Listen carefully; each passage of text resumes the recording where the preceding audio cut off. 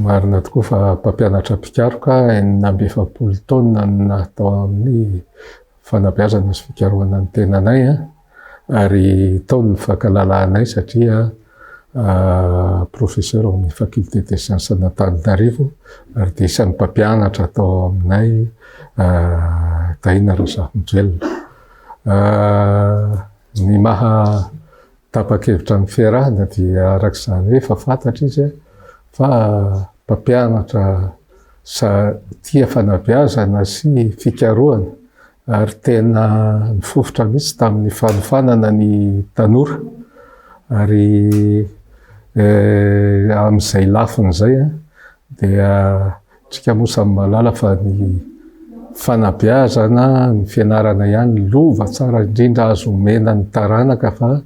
rehefa manana taranaka vanona dia mandroso azy ny firenena ary dia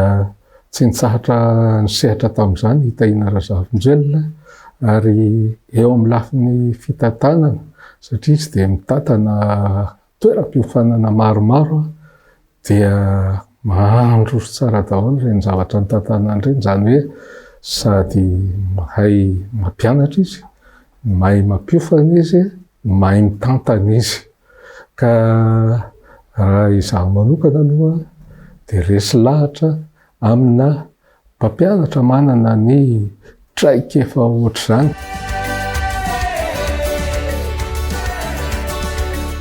Eny ny fantatritsika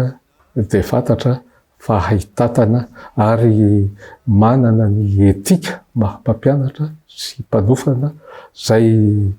tsy ataony ambany zavatra mihitsy. Ary ny anankiray tsara ho fantatra koa dia misehatry ny fiarahamonina dia nanao zavatra be dia be izy ary rehefa manao zavatra izy izay zavatra niteneniny rehetrarehetra raha ny fantatro ka niteneniny tamiko dia tanteraka tsakany sy andavany azy koa ary tsy mba kivikivy amin'ny zavatra atao izany izy